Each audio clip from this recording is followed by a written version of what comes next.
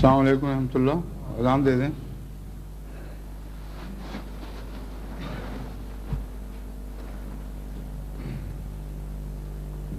اللہ اکبر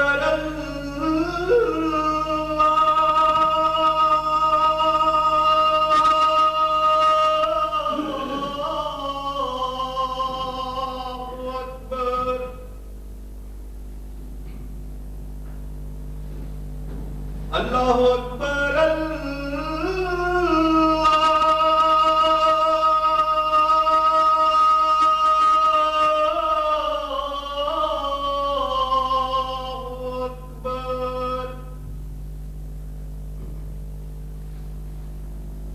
اشہد ان لا الہ الا اللہ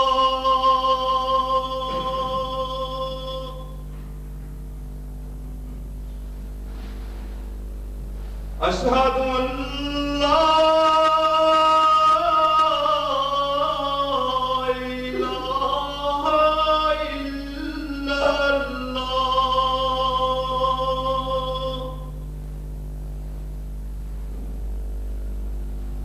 اشہد ان محمد رسول اللہ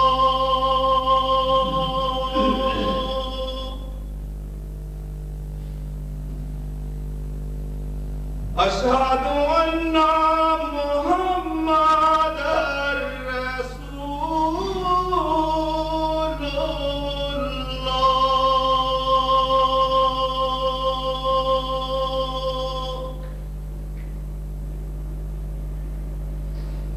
حی علی الصلاۃ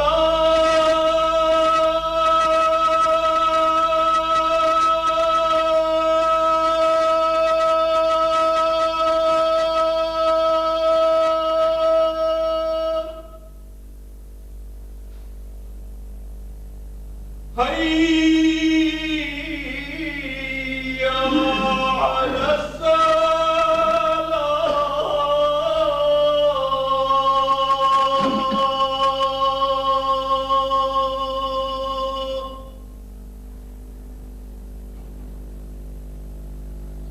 حی علی الفلاح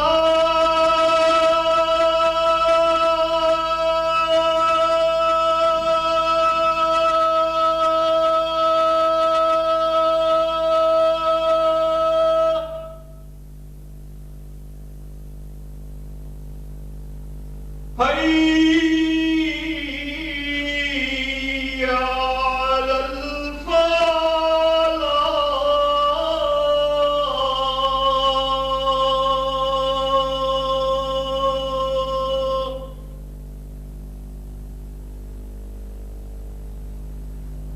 اللہ اکبر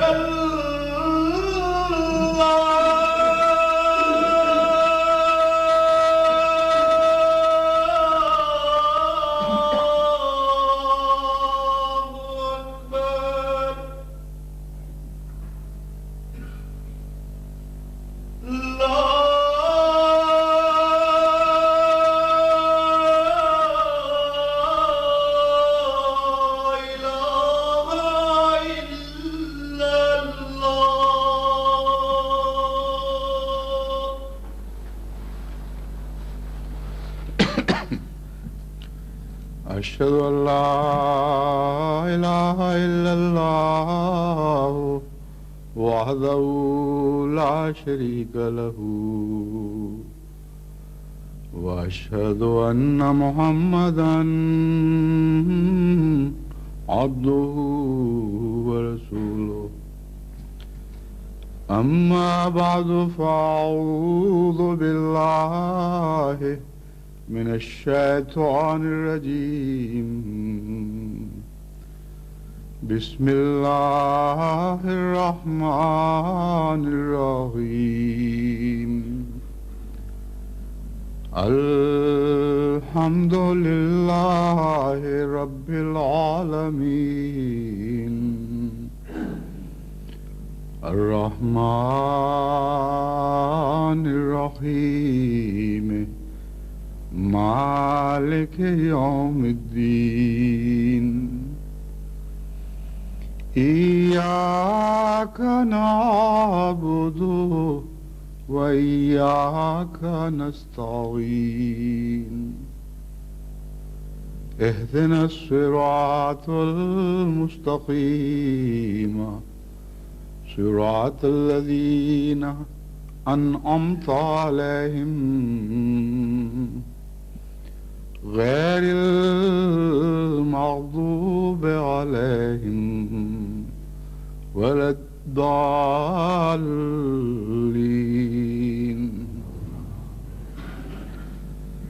تسبح له السماوات السبع والأرض ومن فيهن وإن من شيء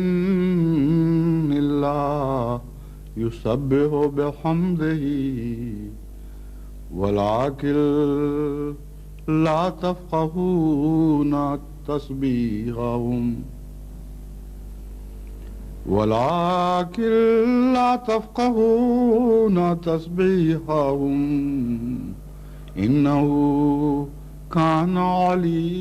إنه كان حليما غفورا وإذا قرأت القرآن جعلنا بينك وبين الذين لا يؤمنون بالآخرة حجابا مستورا وجعلنا على قلوبهم أكنة أن يفقهوا وفي آذانهم وقرا وإذا ذكرت ربك في القرآن وحده ولوا على أدبارهم نفورا.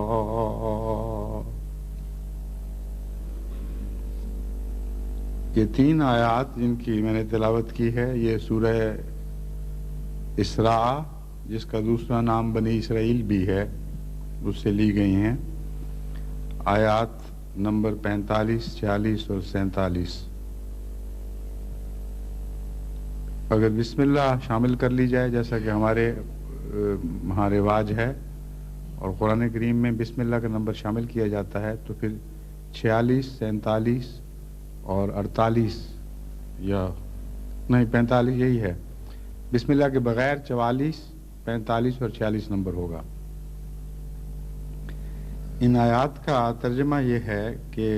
اللہ ہی کی تسبیح کرتے ہیں 7 آسمان اور زمین اور جو کچھ بھی ان میں ہے, اور فی الحقیقت کوئی بھی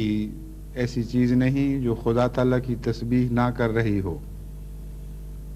لیکن تم لوگ ان تسبیحوں کو سمجھتے نہیں. یعنی زندہ چیزیں بھی اور بظاہر مردہ نظر آنے والی چیزیں بھی, جو کچھ بھی کائنات میں آسمانوں اور زمین میں ہے وہ سب اللہ تعالیٰ کی تسبیح کرتا ہے, لیکن تم اسے سمجھ نہیں سکتے. انہو کان حلیما غفورا, یقیناً وہ یعنی اللہ تعالیٰ بہت ہی بردبار اور بہت ہی مغفرت کا سلوک فرمانے والا ہے.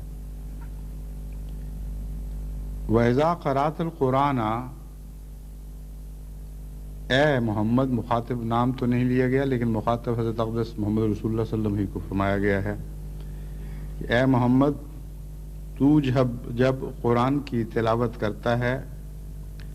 ہم تیرے درمیان اور ان لوگوں کے درمیان جو آخرت پر ایمان نہیں لاتے ایک ایسا پردہ وارد کر دیتے ہیں جو دکھائی نہیں دیتا. یعنی مخفی پردہ ہے, دیکھنے میں وہ پردہ نہیں لیکن فی الحقیقت وہ پردہ ہے جو تیرے اور آخرت پر ایمان نہ لانے والوں کے درمیان حائل ہو جاتا ہے. وَجَعَلْنَا عَلَىٰ قُلُوبِهِمْ أَكِنَّةً أَن يَفْقَهُوهُ, اور ہم ان کے دلوں پر طرح طرح کے پردے ڈال دیتے ہیں. चुनाचे वो उन पर्दों की वजह से समझ नहीं सकते या इस गरज से पर्दे डाल देते हैं कि वो कुछ समझ ना सकें, और उनके कानों में बोझ है। यानी अव्वल तो आवाज़ ही दिलों तक नहीं पहुंचती, क्योंकि कान ही उस आवाज़ को रद्द कर देते हैं, और जो आवाज़ दिलों तक पहुंचती है, दिल पर्दों में मलफूफ हैं, लिपटे हुए हैं, और एक नहीं कई किस्म के पर्दे ऐसे हैं जिन्होंने दिलों को हक की बात समझने से महरूम कर रखा है। और जब भी तू कुरान करीम में लिखा हुआ अपने रब को उसकी तौहीद के साथ एक खुदा के तौर पर पेश करता है या उसका जिक्र करता है, ये लोग पीठ फेर कर नफरत के साथ मुंह मोड़ के चले जाते हैं। गुज़श्ता खुतबे में मैंने नमाज में लज्जत पैदा करने का एक तरीक़ ये बयान किया था कि सूरह फातिहा के मज़मून को खूब गौर से पढ़ें, और हम्द लफ्ज़ में सारी लज्जतों की कुंजी है। अगर खुदा ताला की हम्द इस तरह की जाए कि इंसान का दिमाग उन लफ्ज़ों के साथ मिल जाए, वाबस्ता हो जाए जो सूरह फातिहा में अदा किए जाते हैं, और सोच सोच कर हम्द को मुख्तलिफ पहलुओं से खुदा ताला की ज़ात पर इतलाक़ करता चला जाए और उसकी सिफ़ात को हम्द की रोशनी में समझे, तो एक ना ख़त्म होने वाला सिलसिला मज़ामीन का है जो इंसान पर रोशन होता चला जाता है। कुरान करीम से पता चलता है कि हम्द करने में कायनात की हर चीज़ शामिल है। सिर्फ जानदारों ही का जिक्र नहीं फरमाया गया, बल्कि हर वो चीज़ जो आसमानों में या ज़मीन में ज़ाहिर या मख्फी तौर पर मौजूद है, वो सब खुदा ताला की हम्द कर रही होती है। फरमाया लेकिन तुम उसको समझते नहीं हो। इस ज़मन में मैं चंद और पहलुओं से अहबाब जमात पर हम्द को समझने का और इसको अपनाने का तरीक़ पेश करना चाहता हूँ। पहला तो ये है कि जैसा कि कुरान करीम से पता चलता है, आफाक पर गौर करने से इंसान को खुदा ताला की हस्ती से शनासाई होती है, और दूसरा तरीक़ यह है कि अपने नफ्स पर गौर करने से इंसान को खुदा ताला की हस्ती की शनासाई होती है। आफाक में भी खुदा के निशान मिलते हैं और अपने वजूद में भी खुदा ताला के निशान मिलते हैं। आफाकी लिहाज से खुदा ताला को याद करने का तरीक़ कुरान करीम ने यह बयान फरमाया है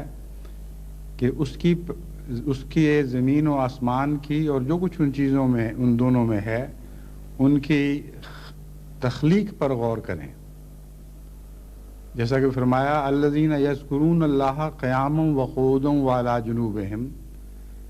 उलुल अलबाब वो लोग हैं, साहिब अक़ल वो लोग हैं जो खुदा ताला को याद करते हैं अपने पहलुओं पर खड़े हुए, बैठे हुए, हर हालत में। व यतफ़क्करून फ़ी ख़ल्क़िस समावाति वल अर्ज़, और इनकी याद महज एक ख़याली और फ़र्ज़ी याद नहीं होती, बल्कि खुदा ताला की तख्लीक पर गौर करने के नतीजे में उससे मदद हासिल करके इनकी याद में बहुत गहराई पैदा हो जाती है और गैर मामूली लज्जत पैदा हो जाती है। बस ज़मीन व आसमान की तख्लीक पर गौर करना और दिन और रात के बदलने पर गौर करना ज़िक्र इलाही के साथ एक गहरा ताल्लुक़ रखता है। और अल्लाह ताला फरमाता है कि तुम अगर साहिब अक़ल हो, तुम साहिब होश हो, तो हम तुम्हें यह तरीक़ बताते हैं कि हमें याद करने के लिए हमारी तख्लीक पर गौर किया करो, और जब तुम हमारी तख्लीक पर गौर करोगे तो हमसे इस तरह तुम्हारी शनासाई हो जाएगी, ऐसा गहरा ताल्लुक़ पैदा हो जाएगा कि आशिक की तरह तुम खुद ब खुद हमें याद करने लगोगे। اور پھر دن رات یاد کرو گے، لیٹے ہوئے اپنے پہلوؤں پر اس وقت بھی ہمیں یاد کرو گے، اٹھتے چلتے پھرتے بیٹھتے، وہ ہے کہ ہر حالت میں ہم تمہیں یاد رہیں گے. یہ طریق ہمیں سمجھایا گیا. اور جہاں غور کرنے کے لیے نصیحت فرمائی وہاں یہ بھی ساتھ بتا دیا کہ تم اکیلے نہیں ہو حمد میں. جن چیزوں پر تم غور کر کے ان سے مدد لیتے ہوئے ہمیں یاد کرتے ہو، ہر وہ چیز جس پر تم غور کرو گے وہ خود ہماری یاد میں مصروف ہے اور ہماری یاد میں محو ہے اور ہماری تسبیح کر رہی ہے. یہ مضمون اتنا وسیع ہو جاتا ہے یاد کرنے والوں کا کہ ساری کائنات کا ذرہ ذرہ اللہ تعالیٰ کے ذکر میں مشغول اور محو دکھائی دیتا ہے، لیکن اس کے باوجود انسان جسے سب سے زیادہ عقل دی گئی ہے، سب سے زیادہ ناسمجھ ہے. لا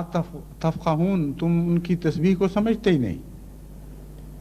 کیسا تم غور کر رہے ہو کہ نہ خدا تعالیٰ کی کائنات پر غور کر کے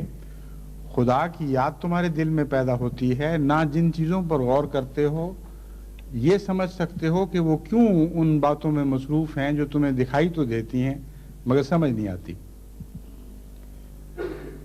اس کے بعد اگلی آیت کا تعلق بظاہر اس مضمون سے نہیں لیکن فی الحقیقت اسی سے ہے اور اسی کی اگلی کڑی ہے، لیکن وہ میں بعد میں بیان کروں گا. اب میں اس مضمون کے پہلے حصے کو ذرا زیادہ کھول کر بیان کرتا ہوں. انگلستان میں آج کل بدھ کے روز رات کو جو زندگی کی مختلف شکلیں ہیں ان سے متعلق ڈیوڈ ایٹنبرا کی فلمیں دکھائی جا رہی ہیں. ڈیوڈ ایٹنبرا ایک بایولوجسٹ ہے جو اس فن میں غالباً آج تمام دنیا کے زندہ لوگوں میں سب سے زیادہ ماہر ہے کہ مختلف جانوروں کی زندگی کے حالات کو فلمائے، یعنی ویڈیو کے ذریعے، اور پھر ان کی ایسی حالتوں میں ان کو پکڑ لے کہ جو عام طور پر نظر سے اوجھل رہتی ہیں، اور اس طریق پر پھر پیش کرے کہ جس کے نتیجے میں ایک حیرت انگیز منظم زندگی کا نقشہ ہمارے سامنے ابھرتا ہے، اور مختلف پہلوؤں کو وہ لیتا ہے اور ان پہلوؤں سے تعلق رکھنے والے مختلف جانوروں کی فلمیں پھر اکٹھی کر دیتا ہے، اور ایک وسیع نظر میں آپ کو کسی زندگی کے ایک پہلو پر مختلف جانوروں کی وجہ قدر اشتراک دکھائی دینے لگتی ہے. اس کی میں مثال آپ کو دوں گا تو پھر آپ کو بات سمجھ میں آ جائے گی. یہ وہ لوگ ہیں جنہوں نے خدا تعالیٰ کی تخلیق پر غور کیا ہے اور بہت سے گہرے رازوں سے پردے اٹھائے ہیں، مگر کم ان میں سے وہ خوش نصیب ہیں جو اس کے نتیجے میں ذکر الہی کی طرف متوجہ ہوتے ہیں. وہ ان چیزوں کو دیکھ تو رہے ہیں لیکن ان پر یہ آیت صادق آتی ہے کہ تم سمجھتے ہی نہیں ان کی تسبیح کو، کیونکہ تمہارا اپنا مزاج تسبیح کا نہیں ہے. نہ تم یہ سمجھتے ہو کہ یہ کیا حرکتیں کر رہے ہیں اور کیوں خدا کی تسبیح کرتے ہیں اور کیسے تسبیح کرتے ہیں. نہ تمہارا اپنا ذہن اس طرف منتقل ہوتا ہے کہ یہ تو حیرت انگیز خدا تعالیٰ کی تخلیق کے کرشمے ہیں. جس طرح ایک مصور کے شاہکار کو دیکھ کر ذہن وہیں نہیں اٹکا رہتا بلکہ مصور کی طرف منتقل ہوتا ہے اور اس کی تعریف کی طرف دل مائل ہوتا ہے. بین ہی یہی نتیجہ کائنات پر غور کرنے کا نکلنا چاہیے تھا، اور جب بھی خدا تعالیٰ کی نئی نئی صنعتیں اور حیرت انگیز تخلیق کے کارنامے ہمارے سامنے آتے، اسی حد تک اسی شناسائی کے معیار کے مطابق ہمیں اللہ تعالیٰ کے ذکر میں مصروف ہو جانا چاہیے تھا. مگر قرآن کریم فرماتا ہے کہ تم دیکھتے تو ہو لیکن تم سمجھتے نہیں ہو. کچھ یہ تو بڑا دلچسپ مضمون ہے. میں اگرچہ مجھے اتنا وقت نہیں ملتا کہ میں اس قسم کی فلمیں سب دیکھ سکوں، بعض دیکھ لیتا ہوں اور بعض کے متعلق ہمارے عبد الباقی ارشد صاحب کا بیٹا نبیل ہے، اس کو میں کہہ دیتا ہوں وہ میرے لیے وہ تیار کر لیتا ہے، ریکارڈ کر کے مجھے پھر بعد میں بھجوا دیتا ہے. اور بہت سی میں نے ربوہ اس غرض سے بھی بھجوائیں کہ وہاں کی نئی نسلوں میں جو فلمی گانوں کے شوق اور بیہودہ فلمیں دیکھنے کے شوق پیدا ہو رہے ہیں، وہ یہ کچھ دیکھیں جن کا قرآن کریم میں ذکر آتا ہے، جن کے متعلق توجہ دلائی گئی ہے کہ ان چیزوں کو دیکھو، ان پر غور کرو، اور پھر تمہیں خدا تعالیٰ سے محبت پیدا کرنے کے لیے کوئی کوشش نہیں کرنی پڑے گی، از خود تمہارے دل میں خدا کی محبت موجیں مارنے لگے گی اور بے اختیار ذکر میں محو ہو جاؤ گے، اور تسبیح از خودرو چشموں کی طرح تمہارے دل سے پھوٹنے لگے گی. مگر چند بھجوائی ہوں گی، بہت سی ایسی ہیں، میرا خیال ہے کہ انشاءاللہ اور بھی اکٹھی کر کے تو وہاں بھی بھجوائی جائیں،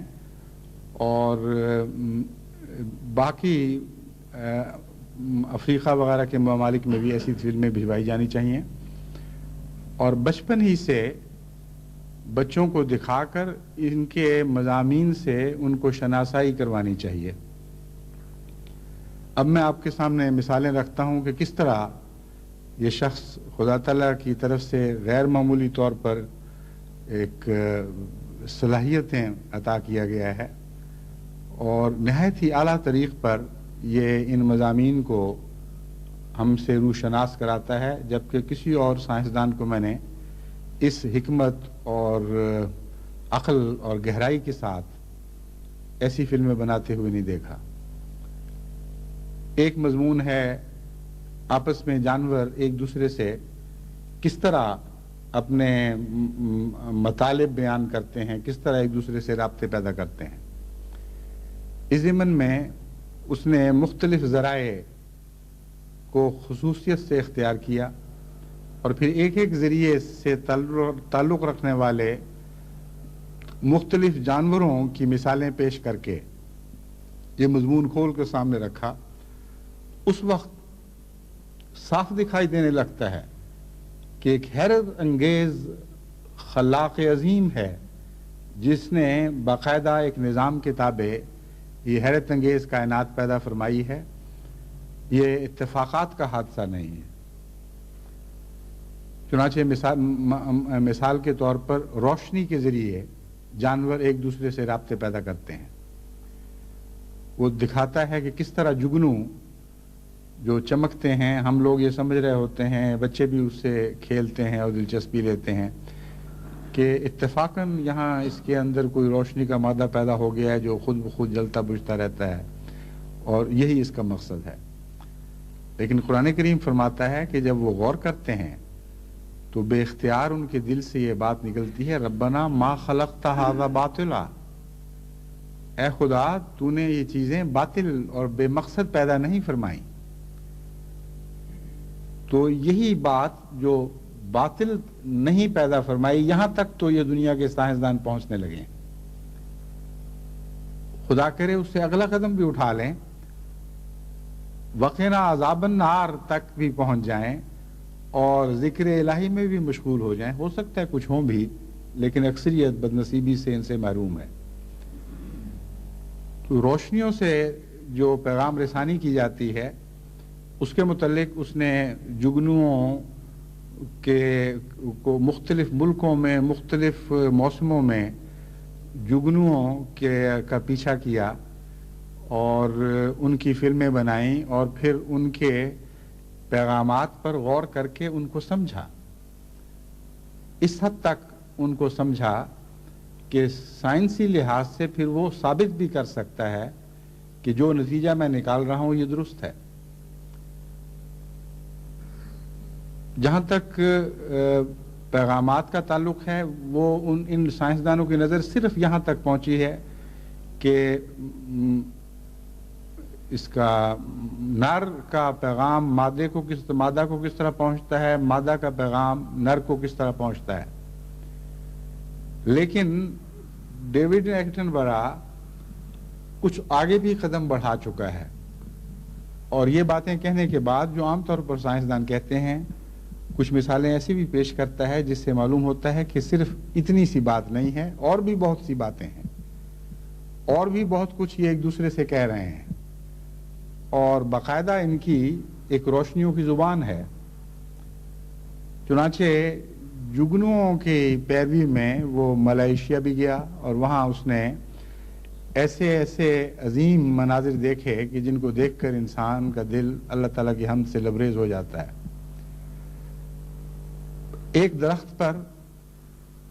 لکھو کھا، بہت بڑے درخت پر لکھو کھا جگنو بھی ہو سکتے ہیں،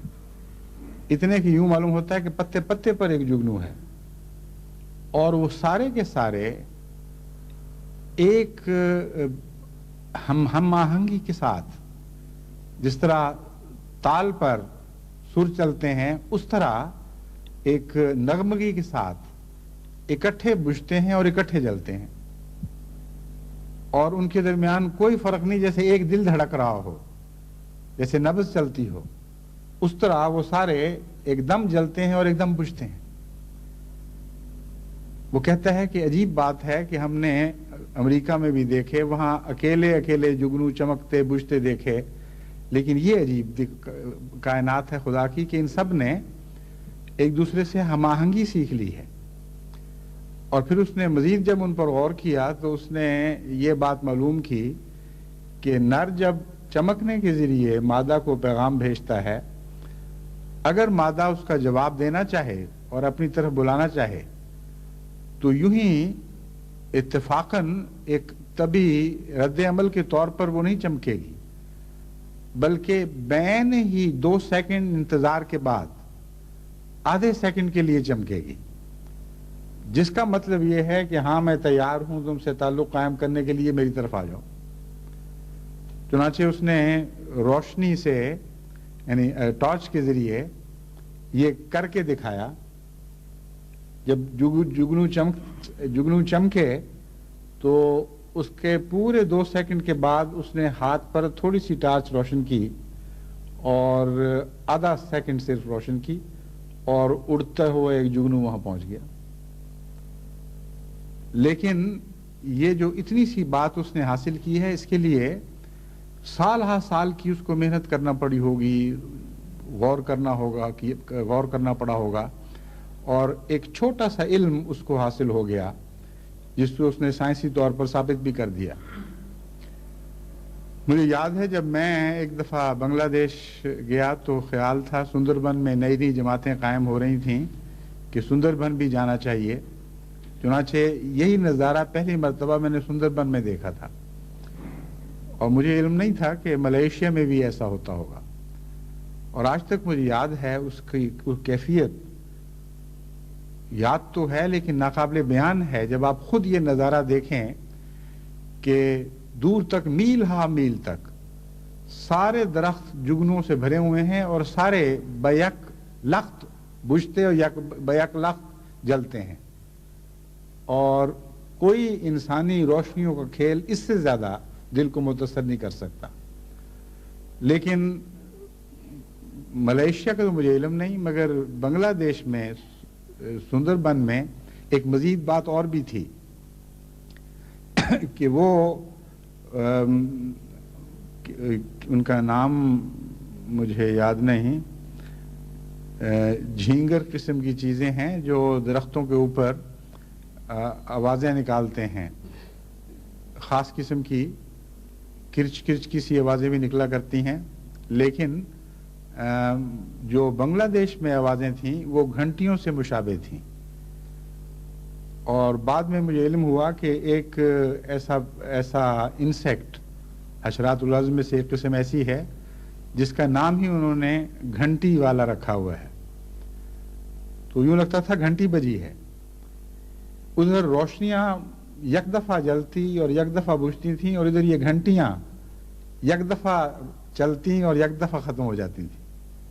اور ان کی ٹن ٹن ٹن ٹن کی آواز اس رات کے وقت حیرت انگیز ایک کیفیت، ایک حیرت انگیز اثر پیدا کرنے والا تجربہ تھا،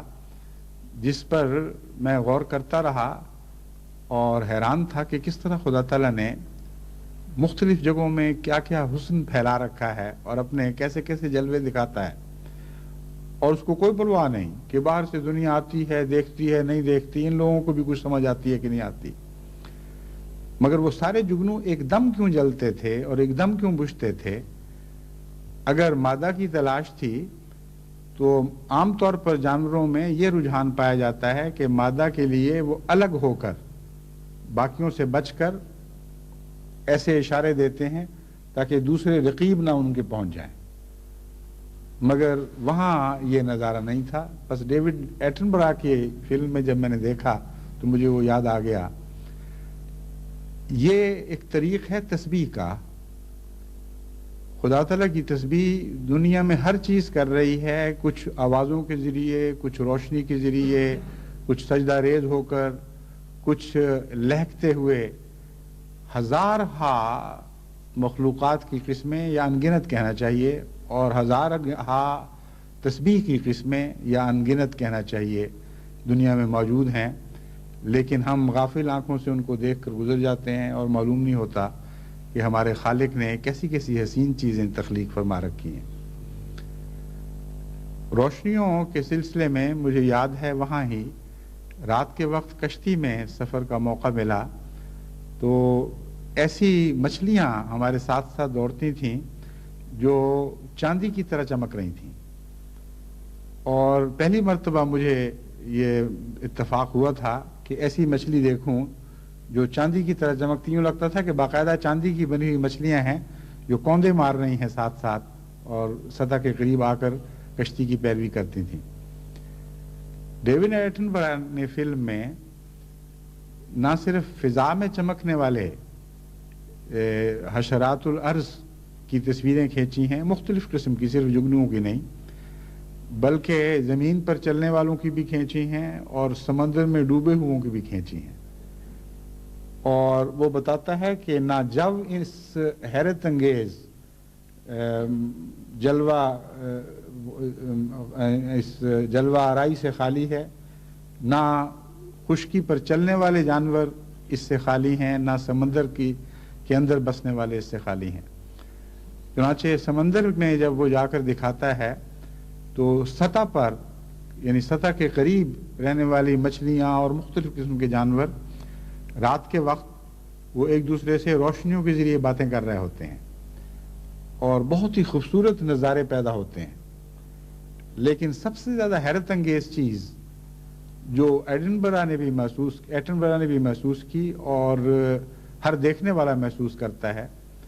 وہ یہ ہے کہ سمندر کی تہ میں اتنی گہرائی پر، جہاں سمندر کے پانی کا بوجھ اتنا بڑھ جاتا ہے کہ فضا کے اندر جو بوجھ ہے جس میں ہم زندگی بسر کرتے ہیں اس سے 50 گنا سے بھی زیادہ ہو جاتا ہے۔ یعنی اتنا بوجھ ہے کہ اگر ایک انسان بغیر کسی مشینی سہارے کے، بغیر خاص قسم کے خوت پہنے ہوئے نیچے چلا جائے تو اس بوجھ سے پچک کر اس طرح چپٹ کے پھیل جائے اور بکھر جائے جس طرح اس کے اوپر کئی ٹن وزن ڈال دیا جائے، شاید اس سے بھی زیادہ وزن ہو، کیونکہ 50 گنا فضائی وزن سے زیادہ وزن ہو جاتا ہے نیچے جا کر۔ وہاں ڈیوڈ ایٹنبرا یہ تمہید قائم کرتا ہے کہ میں جب خاص قسم کی کشتی میں بیٹھ کر کیمرے وغیرہ لے کر نیچے گیا تو اول تو یہ بھی نہیں سوچ سکتا تھا انسان کہ اس نے اتنے حیرت انگیز دباؤ کے نیچے کوئی زندگی پل سکتی ہے، لیکن مزید حیرت اس بات پر ہے کہ وہاں روشنی کا کوئی اشارہ بھی نہیں پہنچتا، کوئی نور کی کوئی ایک اچھٹی ہوئی کرن بھی وہاں داخل نہیں ہو سکتی، کیونکہ اوپر کی سطح کا پانی اس کو جذب کر لیتا ہے، اور مکمل تاریکی کا اگر کہیں کوئی تصور ہے تو وہ نیچے ہے، کلیتاً بالکل ایک تاریک دنیا ہے۔ کہتا وہاں جب ہم نیچے پہنچے اور دکھاتا ہے وہ فلم، تو وہاں ہمیں ایسی حیرت انگیز مچھلیاں دکھائی دیں، ہر قسم کے مختلف جانور چلتے پھرتے دکھائی دیے، جن کا آپس میں گفتگو کا ذریعہ روشنی تھا۔ بس اس انتہائی اندھیرے میں بھی خدا نے مخلوق کو روشنی کے ذریعے ایک دوسرے سے گفتگو کرنے کا سلیقہ سکھایا ہوا ہے اور ملکہ عطا کر رکھا ہے، وہ اعضاء عطا کر دیے ہیں جن کا بنانا آج کے سائنسدان کے بھی اختیار میں نہیں کہ اس طرح اس کو بنا کر ان کے جانوروں کے اندر وہ رکھ دے اور وہ ایسے حیرت انگیز طریق پر کارفرما ہوں کہ اس کو سمجھنا بھی انسان کے لیے ایک امر محال ہے، یعنی اس مسئلے کو حل نہیں کر سکتا۔ وہ جو ٹارچیں نیچے خدا نے بنا رکھی ہیں مختلف قسم کی مچھلیوں کے لیے، وہ ہمارے جس طرح بلب تعلق رکھتے ہیں بٹنوں کے ساتھ، مرضی سے جلائے بجھائے جا سکتے ہیں، اسی طرح جانوروں کی مرضی پر وہ روشنیاں ہیں، از خود طبی طور پر نہیں جلتی، بلکہ جانوروں کی مرضی ہے، جب چاہیں روشن کر لیں، جب چاہیں بجھا دیں۔ اور اتنے خوبصورت رنگ ہیں کہ بعض مچھلیاں جب وہ اکٹھا سارا رنگ اپنے سارے رنگ ظاہر کرتی ہیں تو کوئی اس کا آگ کا کھیل جو آپ نے دنیا میں دیکھا ہوگا اس کا مقابلہ نہیں کرتا۔ حد سے زیادہ خوبصورت مناظر پیدا ہوتے ہیں، اور عجیب بات یہ ہے کہ اتنا مکمل اختیار دے دیا گیا ہے ان کو کہ اگر وہ چاہیں تو اپنے آدھے جسم کو روشن، ایک طرف کے آدھے جسم کو روشن کریں، اگر چاہیں تو دوسری طرف کے آدھے جسم کو روشن کریں۔ چنانچہ وہ دوستوں کا جوڑا جو یہ پسند نہیں کرتا کہ لوگوں کو پتہ چلے کہ ہم دوستی کر کے اکٹھے پھر رہے ہیں، ان کی تصویر اس نے اس طرح لی ہوئی ہے کہ ان کا وہ پہلو جو ایک دوسرے کی طرف ہے وہ خوبصورت اور چمک رہا ہے، اور دوسرا پہلو بالکل تاریک ہے، اور اگر ان کا رخ بدل دیں تو وہ دوسرا جو ایک دوسرے کے سامنے پہلو آئے گا وہ روشن ہو جائے گا، اور جو دوسری طرف چلا جائے گا وہ بجھ جائے گا۔ اور ان کے اندر چھوٹے چھوٹے قمقمے سے بھی لگے ہوئے ہیں مختلف شکلوں میں، جب چاہیں وہ ان کو روشن کر لیں۔ تو روشنیوں کے ذریعے گفت و شنید کا ایک نظام خدا تعالیٰ نے قائم کر رکھا ہے، اور وہ صرف مذکر اور مؤنث یا نر مادہ کے درمیان گفت و شنید کا ذریعہ نہیں، بلکہ وہ ایک دوسرے کو مختلف حالتوں میں مختلف کیفیات بتانے کے لیے روشنیوں کے ذریعے پیغام بھیجتے ہیں۔ لیکن ابھی پوری طرح ان کے حالات کو انسان سمجھ نہیں سکا۔ اول تو یہ کہ بہت مشکل کام ہے، دوسرا یہ کہ سائنسدانوں کا جب ایک طرف دماغ چل پڑے تو عادت پڑ جاتی ہے، ہر بات کا وہی نتیجہ نکالتے ہیں۔ اتنی سی بات سمجھ آ گئی کہ مرد اور عورت میں آپس میں تعلق ہوتا ہے تو ہر اشارے کا یہ مطلب نکالنے لگ جاتے ہیں، حالانکہ خدا تعالیٰ کی کائنات وسیع ہے۔ وَلَا يُحِيطُونَ بِشَيْءٍ مِّنْ عِلْمِهِ إِلَّا بِمَا شَاءَ۔ وہ تو خدا کی کسی چیز کے ایک چھوٹے سے پہلو کا بھی احاطہ نہیں کر سکتے، الا بما شاء، مگر جس کی خدا توفیق بخشے، جتنا چاہے ان کو علم عطا فرما دیتا ہے۔ تو خدا تعالیٰ نے قرآن کریم میں جو ہمیں یہ بتایا کہ تم کائنات میں خدا تعالیٰ کی تخلیق پر غور کیا کرو اگر اولو الالباب ہو، فرمایا اولو الالباب یہی کرتے ہیں، صاحب علم و عقل غور کرتے رہتے ہیں کہ خدا تعالیٰ نے کائنات کیسے بنائی ہے، کیا کیا نظام اس میں رکھے ہوئے ہیں، کس طرح خدا تعالیٰ کی صفات اس کائنات میں جلوہ گری کرتی ہیں، اور جب وہ یہ دیکھتے ہیں تو ذکر الہی پیدا ہوتا ہے اس سے، اور یہی عقل کی تعریف ہے۔ نہ اکیلا ذکر الہی کو معنی رکھتا ہے جس میں عقل شامل نہ ہو۔ آنکھیں بند کر کے آپ کسی کی تعریف کرتے رہیں، آپ کو پتہ ہی نہ ہو کہ تعریف کس چیز کی کر رہے ہیں، اس کو ذکر کہنا ہی حماقت ہے۔ اور چیز دیکھ رہے ہیں مگر تعریف پیدا نہیں ہو رہی، صاحب حمد کی طرف ذہن نہیں جا رہا، یہ بھی ایک اندھا پن ہے۔ تو عقل کی نشانی یہ ہے کہ ان دونوں چیزوں میں امتزاج ہو جائے، یہ دونوں چیزیں ایک دوسرے کے ساتھ وابستہ ہو جائیں، اور پھر خدا تعالیٰ کی عجیب شان آپ کو ہر جگہ دنیا میں پھیلی ہوئی دکھائی دے گی، جیسا کہ اس آیت میں بیان فرمایا ہے، تسبح لہ السماوات السبع والارض ومن فیہن وإن من شیء الا یسبح بحمدہ वलाकिन ला तफ़क़हून तस्बीहहुम, कि देखो उसी की तारीफ कर रहे हैं सारे आसमान, यानी 7 आसमान और ज़मीन और जो कुछ उनमें है, और कोई भी ऐसी चीज़ नहीं जो हमेशा खुदा ताला की हम्द और तस्बीह में मसरूफ़ ना हो, मगर तुम समझते नहीं हो। फिर आवाज़ों के ज़रिए जो एक दूसरे से जानवर बातें करते हैं, उनके मुतालिक हमें इतना तो इल्म है कि हम यानी इंसान एक दूसरे से इस तरह बातें करते हैं, लेकिन जानवरों के मुतालिक हम यही समझते हैं कि सिर्फ एक दो ऐसे इशारे हैं खौफ के या हिर्स के, जो वो अपनी चीखों के ज़रिए या बेहंगम आवाज़ों के ज़रिए एक दूसरे को समझाने में कामयाब हो जाते हैं। मगर अमर वाक़या यह है कि जब जानवरों की ज़िंदगियों पर गौर तहकीक की जाए और इनकी आवाज़ों को समझने की कोशिश की जाए तो बहुत कुछ और भी मालूम होने लगता है। आजकल के ज़माने में साइंसदानों ने इस इल्म की तरफ तवज्जो की है और मालूम करना शुरू किया है कि परिंदे जब आवाज़ें निकालते हैं तो क्या सिर्फ खौफ की आवाज़ ही है या और भी बातें हैं कुछ। चुनाचे उनको पता चला कि सिर्फ खौफ की या उम्मीद की बातें नहीं, बल्कि और भी इशारे अपनी आवाज़ों में वो करते हैं, लेकिन चूंकि हमारे सुनने की जो वेवलेंथ्स हैं, यानी इर्तियाश के अंदर कितनी मर्तबा ऊंच नीच पैदा होता है आवाज़ की इर्तियाश में, उसको वेवलेंथ कहते हैं। एक इर्तियाश और दूसरे इर्तियाश की पीक के दरमियान आपस में क्या फासला है। बहरहाल ये एक ऐसा लफ्ज़ है जिसकी मुझे उर्दू नहीं आ रही, तो मैं वेवलेंथ के तौर पर आपके सामने बयान कर रहा हूँ। आवाज़ क्या हमारा सुनने का खुदा ताला ने एक दायरा मुकर्रर फरमा दिया है, उस दायरे से कम वेवलेंथ की आवाज़ों को हम नहीं सुन सकते, उस दायरे से आगे बढ़ी हुई वेवलेंथ की आवाज़ों को हम नहीं सुन सकते, और जानवर इससे बहुत ज़्यादा सुनते हैं और बहुत कम भी सुनते हैं। इसलिए अव्वल तो वो जो आवाज़ें हमें उनकी आती हैं उनसे ज़्यादा कुछ बातें वो कर रहे होते हैं जिनका हमें पता ही नहीं।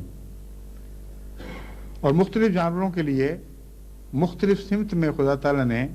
इंसान से पर बरतरी अता की हुई है। बाज़ कम वेवलेंथ की आवाज़ें सुनते हैं, बाज़ ज़्यादा की आवाज़ें सुनते हैं, मगर जो कुछ आवाज़ें वो निकालते हैं उनमें बहुत कुछ मज़ामीन भी बयान हो रहे होते हैं। चुनांचे कुरान करीम में जब हमने बचपन में पहली मरतबा ये पढ़ा कि हज़रत सुलेमान को परिंदों की और जानवरों की ज़ुबान सिखाई गई थी, तो हैरत भी होती थी और जहन ज़्यादा उन परियों जिन्नों की कहानियों की तरफ मुंतकिल हो जाया करता था, जिनसे यह मालूम होता था कि इंसानों की तरह बाकायदा बातें करके एक दूसरे को अपना मजमून समझाते हैं। लेकिन बाद में जब साइंस की मदद से इन बातों पर गौर किया तो मालूम हुआ कि हज़रत सुलेमान रज़ी अलैहिस्सलातु वस्सलाम को अल्लाह ताला ने बहुत ही गैर मामूली हिकमत अता की थी, और वो इन जानवरों की आवाज़ों को महज लगव नहीं समझा करते थे, मुहमल नहीं समझा करते थे, बल्कि उन पर गौर फरमाया करते थे। और गौर फरमाने के नतीजे में उन पर बहुत से ऐसे मज़ामीन रोशन हो जाते थे जो आम आदमी पर रोशन नहीं होते। तयूर के और भी मानी हैं जो तफासिर में मिलते हैं, लेकिन ज़ाहरी तौर पर अगर माने किए जाएं तो यही माने बनते हैं कि हज़रत सुलेमान एक बहुत ही गैर मामूली हिकमत रखने वाले नबी थे, जिनको खुदा ताला ने आम नबूवत की बातों के अलावा भी बहुत सी हिकमत की बातें बताई थीं। और उनमें एक उनका ये शौक़ भी था कि जानवरों के इशारों से, उनकी हरकतों से, उनकी आवाज़ों से मालूम करें कि वो क्या कहना चाहते हैं। इस मजमून पर भी डेविड एटनबरा ने एक बहुत ही दिलचस्प फिल्म बनाई है, ये एक से ज़ायद बनाई होंगी, मुझे एक दफ़ा एक देखने का मौका मिला। اور اس سے پتہ چلتا ہے کہ پرندوں کی جو آوازیں ہیں وہ صرف آپس میں ایک ہی جنس کے پرندے نہیں سمجھتے، بلکہ دوسری جنس کے پرندے بھی سمجھتے ہیں، اور جب یہ خاص وقتوں میں خاص پیغام دینا چاہتے ہیں تو سارا جنگل ان آوازوں سے گونج رہا ہوتا ہے۔ انسان سمجھتا ہے کہ اب اس نقار خانے میں طوطی کی آواز کون سمجھے گا اور کون سنے گا، لیکن اس نے بڑے گہرے غور سے یہ معلوم کیا کہ وہ جانور جو اپنی آواز دور تک دوسرے اپنے ہم جنسوں کو پہنچانا چاہتے ہیں، وہ اس آواز کے ہنگامے میں ان وقفوں کی تلاش کرتے ہیں جب دوسروں کی آوازیں اس وقت بند ہوئی ہوتی ہیں۔ چنانچہ عین اس وقت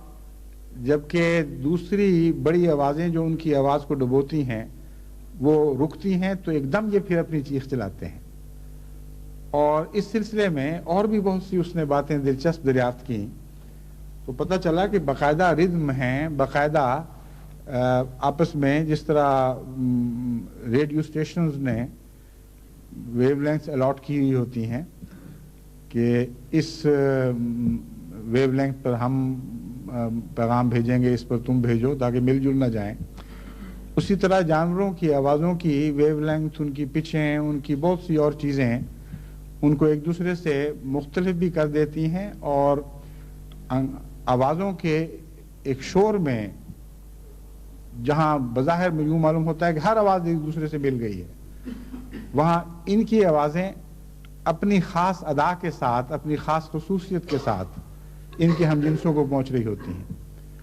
بس بعض دفعہ وقفوں سے فائدہ اٹھا کر، بعض دفعہ آواز کی قسموں کی صلاحیت کی بنا پر یہ بے انتہا شور میں بھی ایک دوسرے سے گفت و شنید کی صلاحیت رکھتے ہیں، اور اس کے ساتھ پھر بعض پرندے بعض دوسری آوازوں کو ساتھ شامل بھی کر لیتے ہیں۔ چنانچہ ایک افریقہ نہیں، کسی اور ملک کا، غالباً ساؤتھ امریکہ کا ہے، ایک خاص قسم کا طوطا، وہ جب ایک درخت پر قبضہ جماتا ہے اور یہ اعلان کرنا چاہتا ہے کہ یہ درخت میرا ہو گیا ہے اور کوئی طوطا ادھر اب نہ آئے، تو نہ صرف یہ کہ وہ خاص قسم کی آوازیں نکالتا ہے بلکہ ایک لکڑی توڑ کر وہ ڈھول کی طرح درخت کو ساتھ بجاتا بھی ہے، اور اس میں ایک ردم ہے، اس میں ایک نغمگی پائی جاتی ہے، یوں ہی بے ہنگم طریق پر نہیں مارتا بلکہ اپنے آواز کے ساتھ ملا کر گویا ڈھول بھی بج رہا ہے اور اعلان بھی ساتھ ساتھ ہو رہا ہے کہ یہ درخت میں نے قبضہ کر لیا ہے، اب کوئی ادھر نہیں آئے گا۔ پھر سمندر کے اندر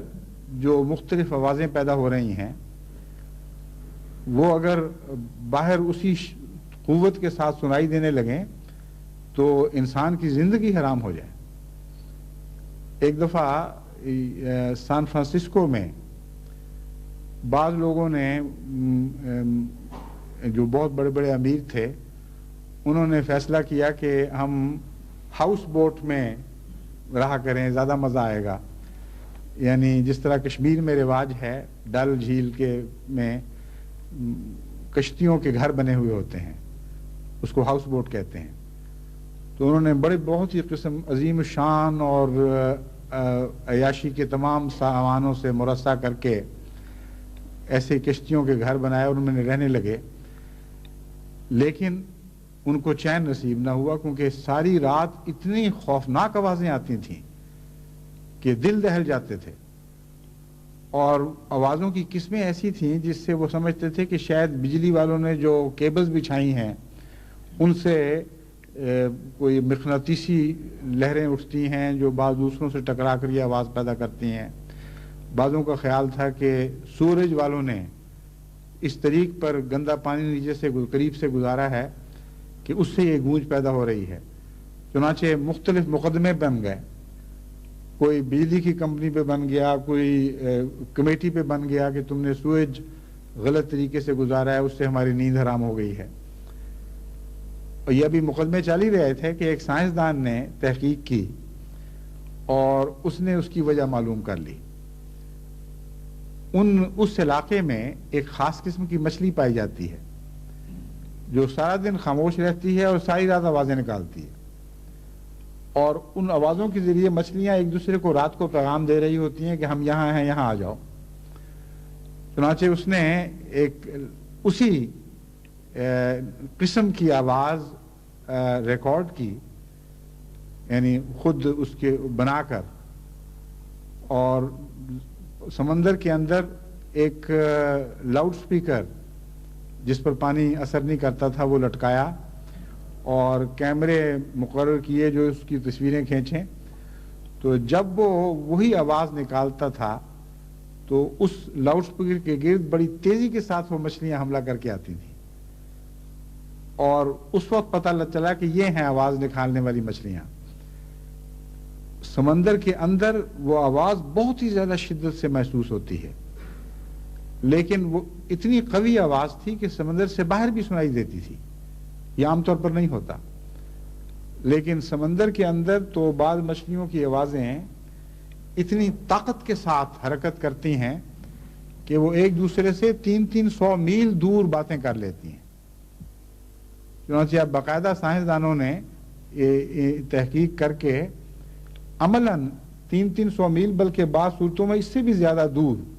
ان مچھلیوں کی آوازیں پکڑی ہیں اور ان کو حل کیا ہے اور معلوم کیا ہے کہ یہ پیغام اس طرح دیتی ہیں۔ تو سمندر کے نیچے بھی پھر وہ ڈیوڈ ایٹنبرا چلا جاتا ہے آوازوں کے آلوں کے ساتھ، اور وہاں ایک عجیب کائنات خدا کی دکھائی دیتی ہے۔ اس قدر شور بپا ہے، اس قدر ہنگامہ ہے کہ بظاہر ہمارے کان کچھ بھی نہیں سن رہے، کوئی آواز نہیں آ رہی، لیکن سمندر کی دنیا اس طرح بول رہی ہے، اس طرح باتیں کر رہی ہے کہ جس طرح ہمارے ہاں کہتے ہیں نا مچھی ہٹے میں چلے جاؤ تو شور و غل بپا ہوا ہوتا ہے، کچھ سمجھ نہیں آتی کو کیا کہہ رہا ہے۔ اگر ان سب کی آوازیں انسان سمجھنے لگے اور انسان سننے لگ جائے تو اس کو تو اس کے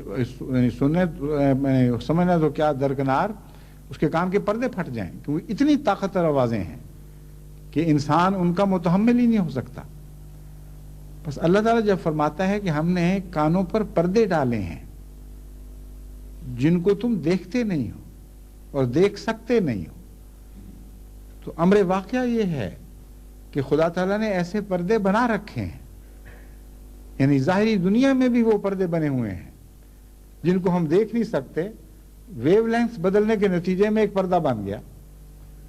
آپ خاص قسم کی آوازیں سنتے ہیں، بعض دوسری قسم کی آوازیں سن ہی نہیں سکتے، ورنہ اگر سنتے تو اپنی آوازیں سننے کی بھی اہل نہ رہتے۔ اس قدر طاقتور آوازیں ہیں، اتنا زبردست شور ہے کہ پردوں کے پرخچے اڑ جائیں۔ بس خدا تعالیٰ نے پردے رکھے ہوئے ہیں حفاظت کی خاطر،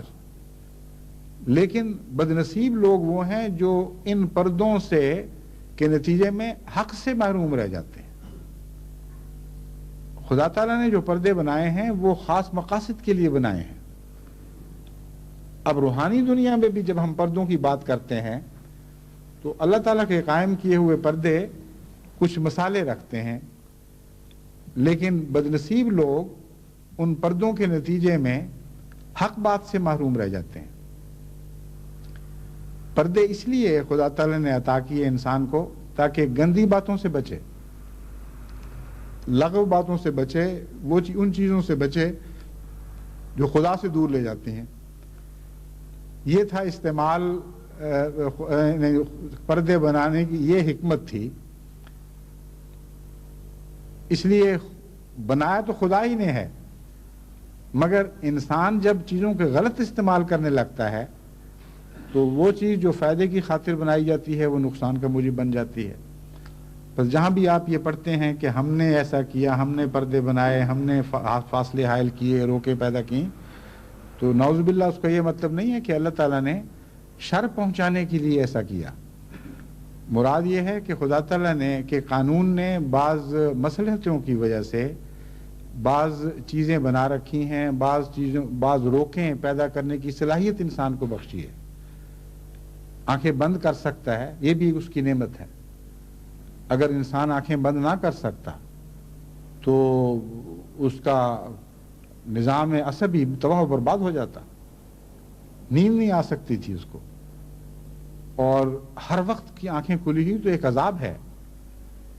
اب دیکھیں، آنکھیں بند کرنا ایک نعمت کے طور پر دیا گیا تھا، مگر آپ اگر روشنیوں سے آنکھیں بند کر لیں اور جگہ جگہ ٹھوکریں کھاتے پھریں اور ایک مصیبت میں مبتلا رہیں تو معمولی روزمرہ کی زندگی آپ کے لیے عذاب بن سکتی ہے۔ ایک دفعہ ہم نے سیر کرتے ہوئے یہ مقابلہ کیا کہ آنکھیں بند کر کے کون سیدھا چل سکتا ہے۔ تو آنکھیں بند کر کے اول تو چلنا ہی بڑی مشکل ہے، بہت بڑی مصیبت ہے، آدمی کا بیلنس بگڑ جاتا ہے، دوسرے رخ کا پتہ ہی نہیں چلتا۔ چنانچہ جب میں اور میری بچیاں ساتھ تھیں، ہم نے کہا ہم آنکھیں بند کر کے سیدھا چلنے کی کوشش کرتے ہیں، جب میں نے کہا آواز دوں گا ہاں اس وقت آنکھیں کھولنا، تو جب میں نے آواز دی تو کوئی کسی طرف نکلا ہوا تھا، کوئی کسی طرف نکلا ہوا تھا،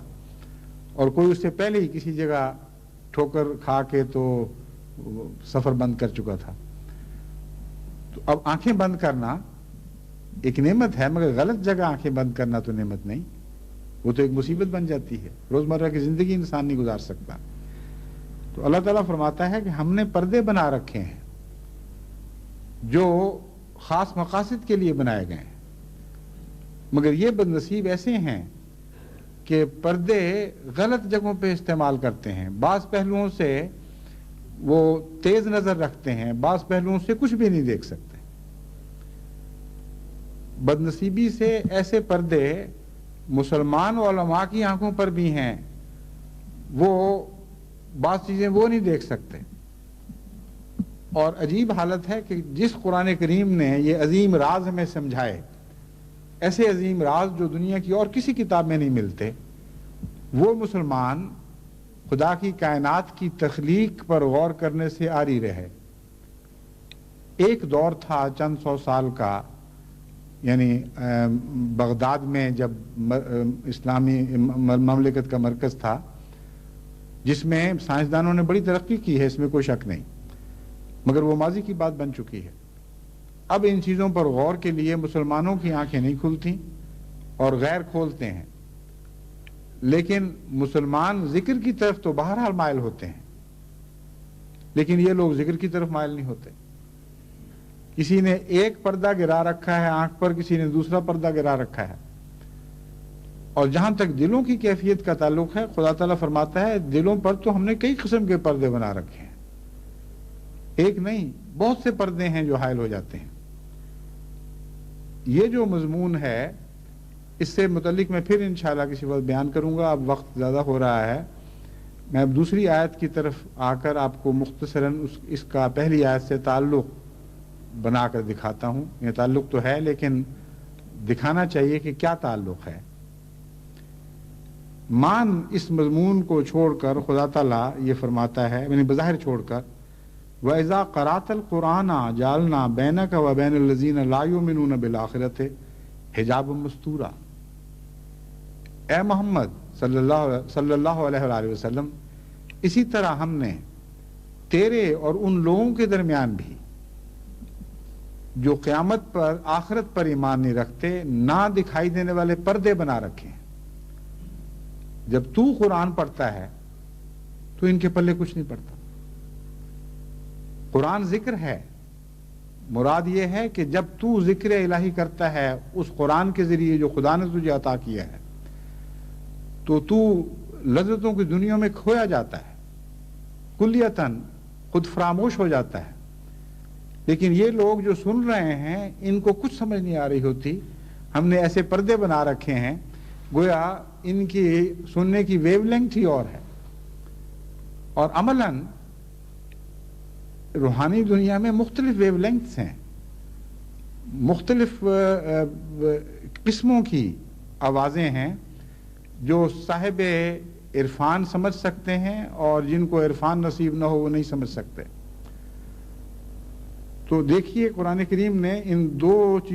دو انتہاؤں کو کس طرح چھوٹی سی آیات میں بیان فرما دیا۔ ایک طرف انسان کی یہ بدنصیبی اس کو دکھائی کہ ہر چیز تسبیح کر رہی ہے، تم سے نیچے جتنی مخلوقات ہیں وہ سب تسبیح اور حمد میں مصروف ہیں، مگر تمہیں دیکھنے کے باوجود ان کی تسبیح سنائی نہیں دیتی اور سمجھ نہیں آتی کہ وہ کیا کہہ رہے ہیں اور کس طرح کر رہے ہیں، اور خود تم اپنی ذات میں بھی تسبیح اور حمد سے ایسے غافل ہو گئے ہو کہ جب خدا تعالیٰ کی حمد بیان کرنے والا ایسا آیا جو سب دنیا میں حمد بیان کرنے والوں سے آگے بڑھ گیا،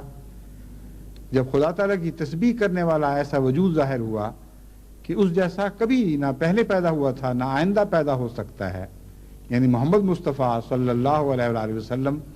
جس کے متعلق فرمایا کہ ذکر الرسولہ وہ مجسم ذکر الہی ہے،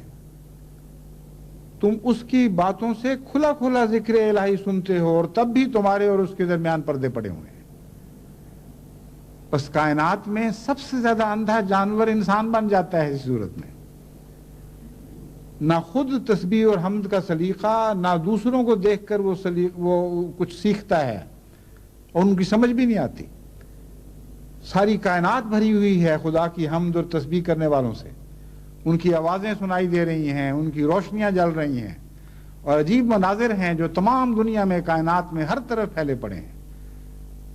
ہواؤں میں بھی ہیں، خشکی کے اوپر بھی، زمین پر چلنے والوں میں بھی، اور سمندر کی گہرائیوں تک ہیں، اور دن رات وہ جلوہ افروزیاں ہو رہی ہیں، خدا تعالیٰ کے جلوے ظاہر ہو رہے ہیں مختلف شکلوں میں، مگر دیکھنے والے کو بھی دکھائی نہیں دے رہا، سننے والے کو بھی سنائی نہیں دے رہا، اور پھر ایسے اندھے اور غافل ہو جاتے ہیں کہ جب حضرت اقدس محمد مصطفیٰ صلی اللہ علیہ وآلہ وسلم ان پر ذکر الہی پڑھتے ہیں تو ان کی اور ان کے درمیان ایک پردہ آ جاتا ہے اور کچھ سمجھ نہیں آتی۔ بس اگر نماز میں لذت پیدا کرنی ہے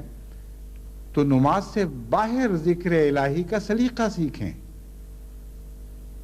ولا ذکر اللہ اکبر کا ایک یہ بھی معنی ہے کہ نماز میں تو تم تھوڑی دیر ٹھہرتے ہو، لیکن خدا کے ذکر کا مضمون بہت وسیع تر ہے، ہر طرف پھیلا ہوا ہے،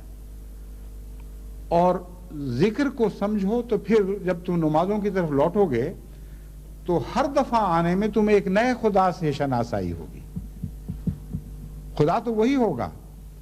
لیکن اس کے نئے جلوے دیکھ کر تم آ رہے ہوگے۔ اس مضمون کو اگر اس مضمون کے ساتھ ملا لیں جو دل کے اندر اپنے وجود پر، اپنے حالات پر غور کرنے کے ذریعے خدا دکھائی دیتا ہے، تو اس کو کہتے ہیں اندر اور باہر دونوں کا روشن ہو جانا۔ صوفیاء جو باتیں کرتے ہیں لوگ سمجھتے ہیں پتہ نہیں کس قسم کی روشنی ہے، آنن فانن مل گئی، کہتے ہیں جی ہمارے تو 14 طبق روشن ہو گیا، ہمارا تو باہر بھی روشن ہو گیا، ہمارا تو اندر بھی روشن ہو گیا۔ وہ کوئی ایسی روشنی نہیں ہے جو اچانک بلب جلا کر ان کو نصیب ہو جاتی ہے، وہ عمر بھر کے ذکر الہی کے نتیجے میں پیدا ہونے والی روشنیاں ہیں جو باہر سے بھی دکھائی دیتی ہیں اور اندر سے بھی دکھائی دیتی ہیں، اور وہ بڑھتی رہتی ہیں، اور ان کے اندر ایک نئی چمک پیدا ہو جاتی ہے، نئے نئے رنگ ظاہر ہونے لگتے ہیں۔ بس وہ سمندر کی گہرائیاں بھی جو بعض لوگوں کے لیے تاریک تر ہیں، جب بصیرت نصیب ہو تو وہاں بھی روشنیاں جلتی ہوئی دکھائی دیتی ہیں۔ بس ذکر الہی کے مضمون کو سمجھیں، اور یہی حمد ہے۔ غور کے بعد جب حمد کے ذریعے آپ خدا تعالیٰ سے محبت اور تعلق پیدا کریں گے تو پھر نمازوں میں جب حمد کا لفظ آئے گا اور حمد کے ساتھ وابستہ صفات الہی نظر آئیں گی تو ان میں آپ کو نئے نئے نور دکھائیں گے، دکھائی دیے جائیں گے، نئی نئی روشنیاں نظر آنے لگیں گی، نئے حمد کے ترانے گاتے ہوئے لفظ دکھائی دیں گے، اور آپ کی روح بے شمار لذتوں میں ڈوب جائے گی۔ لیکن یہ ممکن نہیں ہے کہ ہر نماز میں کلیتاً تمام تر نظارے ایک ہی دفعہ آپ کو دکھائی دیں، عادت ڈالنی پڑے گی، رفتہ رفتہ تھوڑی تھوڑی حسب توفیق۔ ہر دفعہ جب نماز پڑھیں تو کچھ تو سوچیں خدا کی حمد کی بات جو آپ کے دل پر اس کیفیت کے وقت زیادہ اثر انداز ہو رہی ہو، اور چاہے آدھا منٹ ٹھہریں چاہے 1 منٹ ٹھہریں، اس مضمون کو ایسے حقیقی حمد کے مضمون سے باندھ کر آگے چلیں جو آپ نے محسوس کیا، میں زبان سے ادا نہ کیا جا رہا ہوں. بس جب ہم الحمدللہ رب العالمین کہتے ہیں تو جتنے نظارے میں نے آپ کو بتائے ہیں یہ ربوبیت ہی کی تو نظارے ہیں. تمام جہانوں کا رب ہے اور کیسی کیسی صنعتیں اس نے پیدا کر رکھی ہیں اور ان کا عشر اشیر بھی ابھی ہمیں پتہ نہیں چلا، بلکہ ہزارواں لاکھواں کروڑواں حصہ بھی ہم پر ابھی روشن نہیں ہوا. لیکن جو کچھ بھی ہم نے دیکھا حیرت انگیز پایا. اس طرح آپ کا علم بڑھتا ہے تو خدا کی حمد بڑھتی چلی جاتی ہے، اس کا شعور بڑھتا چلا جاتا ہے. پھر اپنے نفس اور اپنے دل پر غور کریں، اپنی زندگی پر غور کریں، روزمرہ کے تجارب پر غور کریں، خدا تعالیٰ کے احسانات پر غور کریں. تو جتنا جتنا آپ غور کریں گے اتنا اتنا آپ کی نمازیں لذتوں سے بھرنی شروع ہو جائیں گی. اللہ تعالیٰ ہمیں اس کی توفیق عطا فرمائے. میں سمجھانے کی کوشش کرتا ہوں لیکن ایسے عجیب مضامین ہیں کہ جن کا سمجھانا بھی مشکل ہے، لیکن یہ میں یقین دلاتا ہوں کہ ایک ہی علاج ہے اور صرف ایک ہی، کہ ایاک نعبد و ایاک نستعین کے دروازہ کھول کر ذکر الہی میں داخل ہوں. ایاک نعبد، ہم صرف تیری ہی عبادت کرتے ہیں یا تیری ہی عبادت کریں گے، مگر کس طرح؟ ایاک نستعین، تجھ سے ہی مدد مانگتے ہوئے. اگر تیری مدد نصیب نہ ہو تو ہم نہیں کر سکتے. میں نے آپ کو بتایا تھا کہ یہاں عبادت میں حمد کا مضمون داخل ہے. سچی حمد کے بغیر عبادت کا حق ہو ہی نہیں سکتا، اور سچی حمد نہ ہو عبادت کے ساتھ تو ایاک نستعین کی دعا قبول نہیں ہو سکتی، کیونکہ حمد کا قبولیت دعا سے گہرا تعلق ہے. چنانچہ اسی مضمون کو رکوع سے اٹھتے وقت جو ہم کلمہ کہتے ہیں وہ کھول دیتا ہے. وہ کلمہ یہ ہے، سمع اللہ لمن حمدہ. اللہ اس کی سنتا ہے جو اس کی حمد کرتا ہے. ایاک نعبد و ایاک نستعین میں ہمیں یہی تو بتایا گیا تھا کہ خدا سے عرض کرو کہ ہم تیری عبادت کرتے ہیں، اس لیے تجھے ہی سناتے ہیں کہ اے خدا ہماری مدد کو آ، ہماری دعا قبول کر. لیکن عبادت حمد سے خالی نہیں ہونی چاہیے، ورنہ یہ دعا نہ مقبول ہو جائے گی. اس مضمون کو سمع اللہ لمن حمدہ نے کھول دیا کہ اللہ سنتا ضرور ہے مگر ان کی سنتا ہے جو اس کی حمد کرتے ہیں. حمد کے ذریعے تعلق قائم ہوتا ہے. پس خدا سے حمد کا تعلق قائم کریں، اپنی روزمرہ کی زندگی میں یہ تعلق بڑھائیں. پھر عبادت میں جب اس کے حضور حاضر ہوں گے تو آپ کو ہر عبادت کے وقت ایک قریب تر آیا ہوا خدا دکھائی دے گا، جس کے بہت سے تعلقات آپ سے قائم ہو جائیں گے. جتنی حمد آپ سوچیں گے اتنے ہی محبت کے رابطے خدا تعالیٰ سے بڑھنے شروع ہو جائیں گے. اللہ تعالیٰ ہمیں اس کی توفیق عطا فرمائے.